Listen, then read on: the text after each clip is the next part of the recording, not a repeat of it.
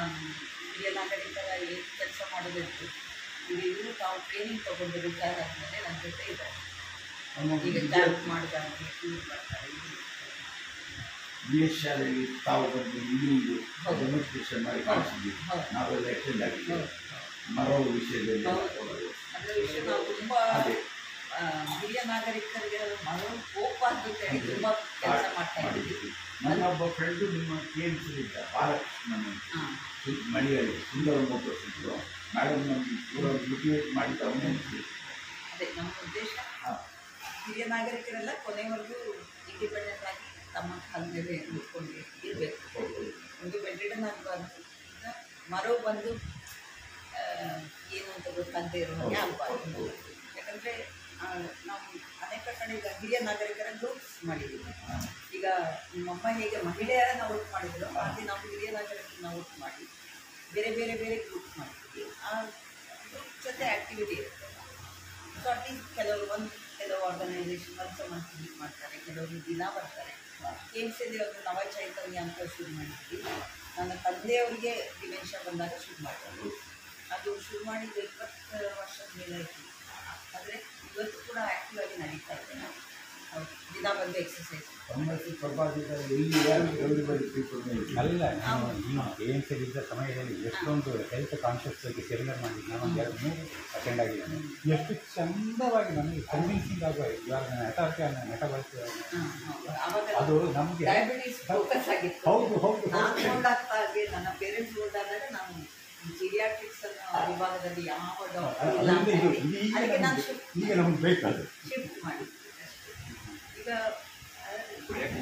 MD geriatric medicine NFI medical ಕಾಲೇಜಲ್ಲಿ start ಮಾಡಿ ಈಗ ಫಸ್ಟ್ ಬ್ಯಾಚ್ ಕ್ಲಿಯರ್ ಆಯಿತು, ಎಕ್ಸಾಮ್.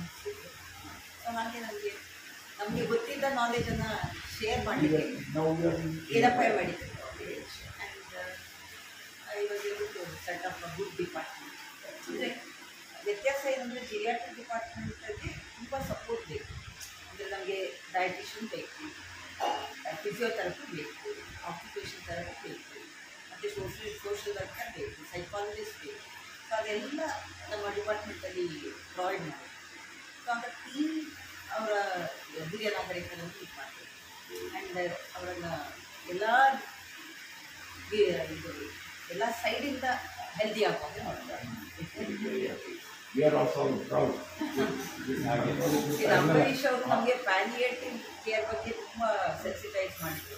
ಅವರಿಂದ ಮೋಟಿವೇಟ್ ಆಗಿ ನಾವು ಕೋರ್ಸ್ ಜಿರಿಯಾಟ್ರಿಕ್ ಪ್ಯಾಲಿಯೇಟಿವ್ ಕೇರ್, ಹಿರಿಯ ನಾಗರಿಕರ ಪ್ಯಾಲಿಯೇಟಿವ್ ಕೇರ್, ಕ್ಯಾನ್ಸರ್ ಅಲ್ಲದೆ ಬೇರೆ ಬೇರೆ ಕಾರಣದಿಂದ ಅವರಿಗೆ ಒಂದು ಕಂಫರ್ಟಬಲ್ ಕೇರ್ ಬೇಕು ಅಂತ ಒಂದು ಟ್ರೈನಿಂಗ್ ಸ್ಟಾರ್ಟ್ ಮಾಡಿ ಈಗ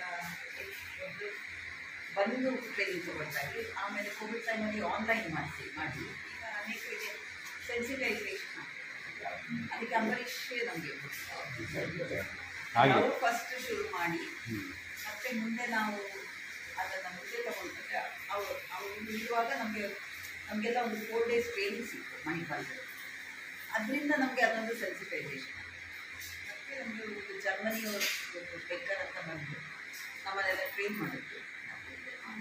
we are training so palliative care, geriatric care ಮತ್ತು ಹೆಲ್ದಿ ಏಜ್ ಗುರು ವಿಭಾಗದಲ್ಲೂ ವರ್ಕ್ ಮಾಡಲಿಕ್ಕೆ ದೇವರು ತುಂಬ ಕೋಆರ್ಡಿನೇಷನ್ ಏನೇ ಆಗಲಿ ಈ ಡಾಕ್ಟರ್ ದಂಪತಿಗಳಲ್ಲಿ ಈಗ ನಾವು ದೇವರನ್ನೇ ಕಾಣ್ತಾ ಇದ್ದೀವಿ.